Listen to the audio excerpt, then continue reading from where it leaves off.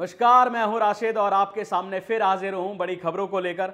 अभी सबसे पहले आपने देखे नासिक में कैसे हनुमान जन्मभूमि को लेकर बाबाओं के बीच भिड़ंत हुई। उससे पहले आपने देखा कि कैसे एक मध्य प्रदेश के बाबा ने एक बुजुर्ग को अछूत कहते हुए धुतकार दिया, जो बेहद ही शर्मनाक है।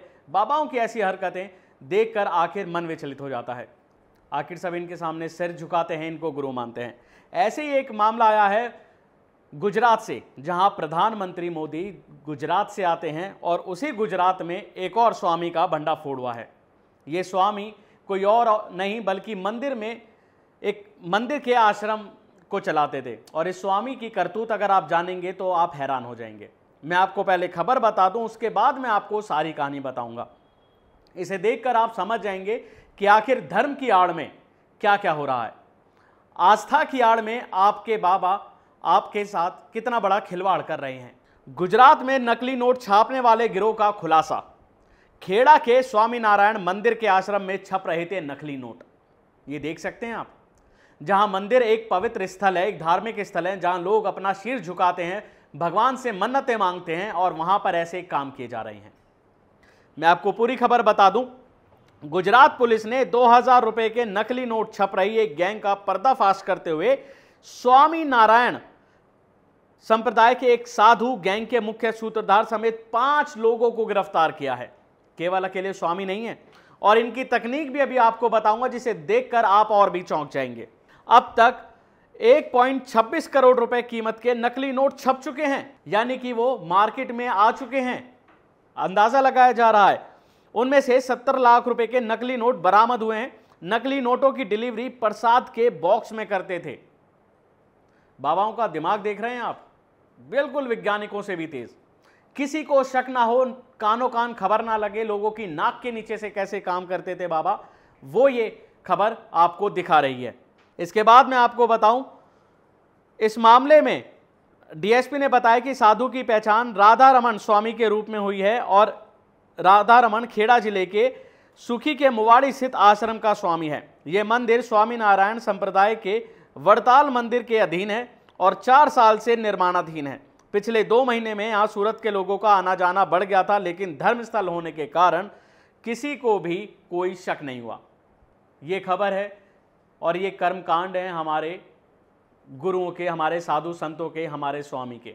ये लोग धर्म की आस्था के नीचे ना जाने क्या क्या करते हैं। आपको धर्म का पाठ पढ़ाते हैं, इंसानियत का पाठ पढ़ाते हैं, और आपकी नाक के नीचे ये कितना भ्रष्टाचार कर रहे हैं, ये कितनी काली कमाई कर रहे हैं, ये आप देखिए। और जबकि ये इन्हें कहा जाता है कि साधु संत हैं, दुनिया के मोह माया से दूर हैं, इन्होंने सब कुछ त्याग दिया है, तभी तो ये साधु संत बने हैं। इन्हें दुनिया के सुख संसार से, साधन से कोई इन्हें सुख की ललक नहीं है। अब इन्हें कुछ नहीं चाहिए, कोई इन्हें लालच नहीं है। ये बस भगवान के लिए इन्होंने अपने आप को समर्पित कर दिया है, और आश्रम में रहते हुए कैसे कर्मकांड कर रहे हैं जरा ये देख लीजिए आप। अब मैं आपको दूसरी खबर बताता हूं, जो मुद्दा चल रहा है वाराणसी का, ज्ञानवापी का, जिसको लेकर अभी साफ नहीं है कि आखिर मस्जिद में जो वजूखाना है उसमें वो फुआरा है या शिवलिंग है। सदियों से तो लोग यही मानते थे कि वो फुआरा है और इस पर कोई विवाद नहीं हुआ, लेकिन अब अचानक याचिका के जरिए कई धार्मिक स्थलों में ये आवाजें उठने लगी हैं कि ये जितने भी हैं इनके नीचे शिवलिंग है।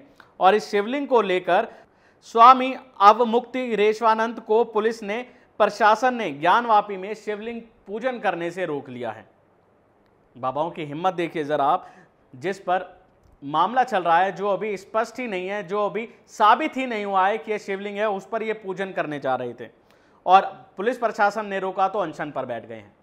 जिस मामले पे इतना संवेदनशील हो, इतना मामला ये ऐसा चल रहा है कि आपको पता है कि कितना सेंसिटिव है, पूरे देश में इसको लेके बवाल मचा हुआ है, और ऐसे में ये स्वामी हैं जो ज्ञानवापी में शिवलिंग पूजन करने जा रहे थे, और पुलिस प्रशासन ने रोक लिया ताकि माहौल खराब ना हो। पुलिस प्रशासन की दाद देनी चाहिए, लेकिन ऐसे स्वामियों को सोचना चाहिए कि क्या ये ऐसे स्वामी जो ऐसे काम कर रहे हैं, इससे हमारे देश में भाईचारा बढ़ेगा या हमारा देश बटेगा।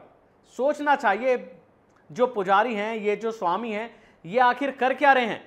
दुनिया को, देश को इंसानियत का पाठ पढ़ा रहे हैं या इंसान को बांट रहे हैं? हर तरफ क्या कराना चाहते हैं? जबकि लोग इनके प्रवचन सुनते हैं, लोग इनको फॉलो करते हैं, लोग इनको अपना गुरु मानते हैं, इनके आगे सिर झुकाते हैं, अपना सर झुकाते हैं, एक भगवान तुल्य इनको मानते हैं और ये ऐसे काम करते हैं। सोचना चाहिए कि आखिर इनकी हिम्मत ऐसी क्यों हो रही है, क्यों इनके दिमाग में क्या कोई कीड़ा है, क्या इनका दिमाग संतुलित नहीं है, जब इनको पता है कि आखिर मुद्दा कितना सेंसिटिव है। और वो अभी कोर्ट ने भी नहीं माना है, जो याचिका लगा रहे हैं वो लगाते जा रहे हैं, कभी ताजमहल के नीचे, कुतुब मीनार के नीचे, जामा मस्जिद के नीचे, कभी मध्य प्रदेश की मस्जिद के नीचे, तमाम मस्जिदें इन्होंने घेर ली हैं, तो सिर्फ याचिका के बल पर कि इनके नीचे शिवलिंग है। हालांकि कोर्ट ने अभी कोई साफ ऑर्डर नहीं दिया है, ना कोर्ट ये कहता है और ना अभी साबित हुआ है, लेकिन फिर भी इनके मन में शंका है कि वो शिवलिंग है और वो पूजन करने भी जा रहे हैं, जिससे माहौल खराब हो सकता है। ये बाबा, ये आप देख सकते हैं, आप इनको अपना गुरु मानते हैं, ऐसे बाबाओं से ज़रा सचेत रहिए।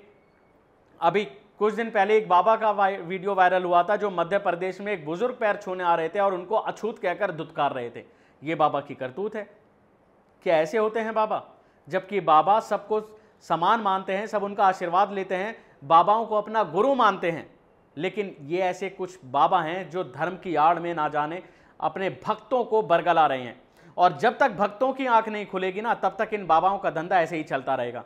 तब तक ये बाबा बुजुर्गों को ऐसे ही अछूत कहते रहेंगे, तब तक ये बाबा ऐसे ही आश्रम में नकली नोट छापते रहेंगे, और तब तक ये बाबा ऐसे ही किसी भी धार्मिक स्थान में दूसरे समुदाय का हो, उसमें जाके शिवलिंग पूजन करने की कोशिश करते रहेंगे।